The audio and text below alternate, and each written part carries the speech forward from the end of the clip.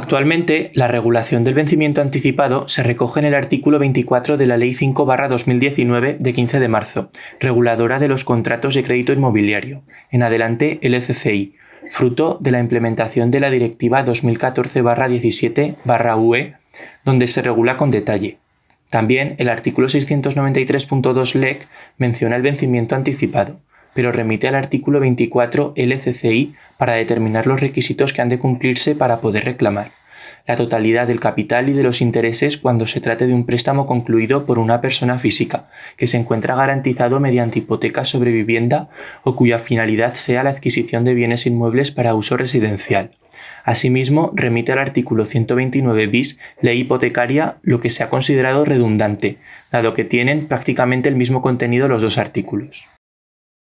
El artículo 24 LCCI es una norma imperativa que no admite pacto en contrario. Este artículo permite implementar cláusulas de vencimiento anticipado, comunes en los contratos de préstamo hipotecario, conforme a las cuales se permite al banco rescindirlo automáticamente, reclamar la totalidad de la deuda e iniciar el procedimiento de ejecución, solo en caso de producirse unas circunstancias determinadas previstas en la propia cláusula.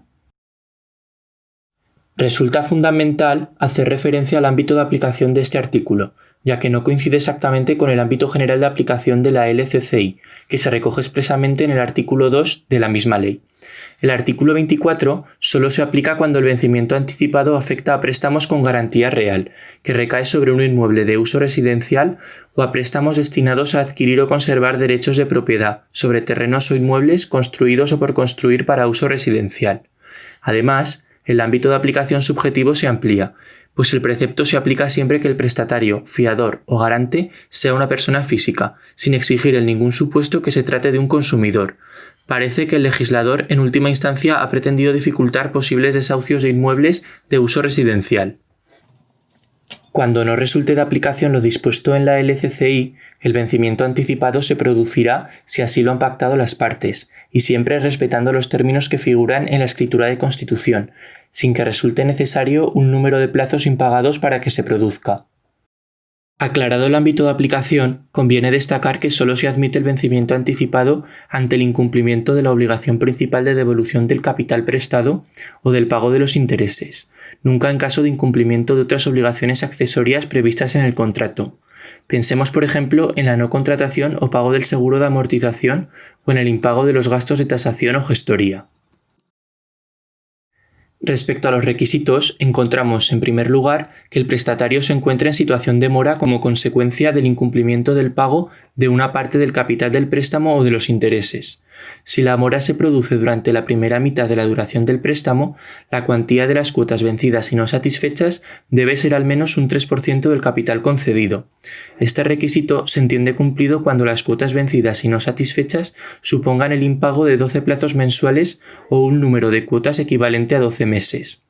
Y, si la mora se produce durante la segunda mitad de la duración del préstamo, la cuantía de las cuotas vencidas y no satisfechas debe ser al menos un 7% del capital concedido.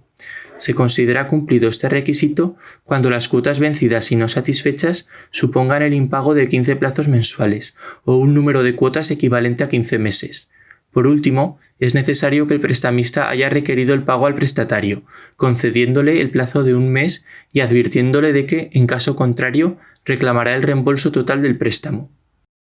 En cuanto al régimen transitorio sobre el vencimiento anticipado acordado por la LCCI, como regla general, esta no se aplica a los contratos de préstamos anteriores a su entrada en vigor. Sin embargo, a los contratos anteriores que entren en el ámbito objetivo de aplicación, siempre que el vencimiento anticipado se haya producido con posterioridad a la entrada en vigor, sí que se les va a aplicar lo previsto en el artículo 24, salvo que el deudor alegue que la previsión que contiene resulta más favorable para él. La regulación contenida en el artículo 24 debe completarse con lo dispuesto en el artículo 693 LEC, que en su apartado tercero permite al deudor liberar el bien, una vez iniciada la ejecución, mediante la consignación de la cantidad que estuviere vencida en la fecha de la presentación de la demanda, más aquellas cantidades de vencimientos del principal e intereses de demora que se vayan produciendo a lo largo del procedimiento y resulten impagados.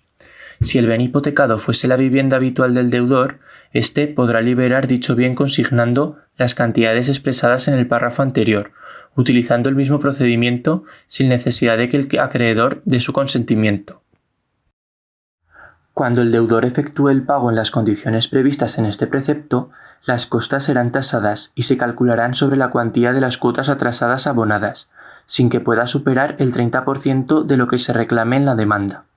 Una vez que sean satisfechas, el letrado de la Administración de Justicia dictará un decreto liberando el bien y se acabará el proceso. El pago también lo puede llevar a cabo un tercero. En este precepto se recoge también que un bien puede ser liberado en más de una ocasión, siempre que haya mediado 3 años entre la fecha de liberación y la del requerimiento de pago extrajudicial realizada por el acreedor.